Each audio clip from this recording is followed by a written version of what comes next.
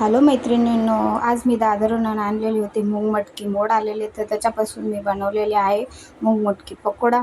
तर चला तर मग आपण अशा खरपूस अशा मूग मटकी पकोडा बनवूया. स्वादिष्ट खूप छान लागतात. चटणी संग अचारसोबत तुम्ही केचपसोबत खाऊ शकतात. चला तर मग आता मी मोड आलेले ही मटकी रेसिपीला सुरुवात करूया. सर्वप्रथम मी हे असे धुवून घेते. जेवढ्याचे छान निघले तेवढ्याचे काढून घेऊया.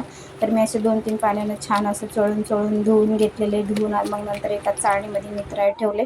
तर मग याच्यामध्ये मिरच्या आणि लसूण घेऊन वाटून घेतलेलं आहे. लसूण वाटून एका प्लेटमध्ये टाकलेलं आहे, मिरच्या आणि लसूण. आता ते हळूहळू मटकी आणि मूग हे पण असे वाटून पेस्ट करून असं घ्यायचं. त्याच्यामध्ये आपल्याला थोडीशी अख्खी पण मूग मटकी टाकायची आहे, थोडासा कांदा टाकायचा आहे, थोडीशी कापलेली मिरची, कोथिंबीर, थोडासा कापलेला कढीपत्ता पण टाकायचा आहे आणि हिंग टाकायचे आणि ओवा, थोडंसं चिमूटभर मीठ आणि 2 चमचे रवा टाकायचा आहे आणि निंबू टाकायचा आहे. आणि हे चांगलं मिक्सचर एकजीव करून असं व्यवस्थित घेऊन 15 मिनिट असं त्याला मुरत ठेवायचं आहे. आणि नंतर आपण एका कढाईमध्ये तोपर्यंत एकीकडे तेल टाकून तापवायला घेऊया. आणि मी आता याच्यामध्ये हे पेपर घेतलेला आहे कढईमध्ये, आणि त्या पेपरमध्ये आपल्याला हे तेल शोषण्याचा पेपर आहे तो ठेवलेला आहे. आता आपण असे होल पाडून असे हळूहळू असे बनवून घ्यायचे आहेत आपल्याला.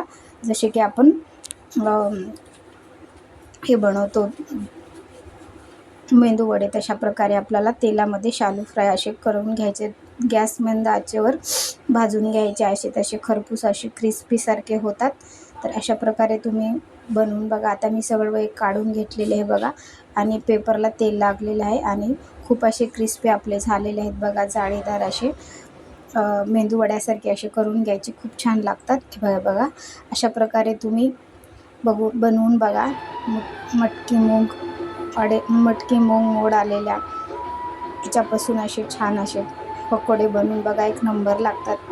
Thank you so much. अशा प्रकारे बनवून बघा. लाईक करा, शेअर करा आणि बनवून खायला विसरू नका. अशा प्रकारे बनवून बघा. एक नंबरच लागतात. Thank you so much.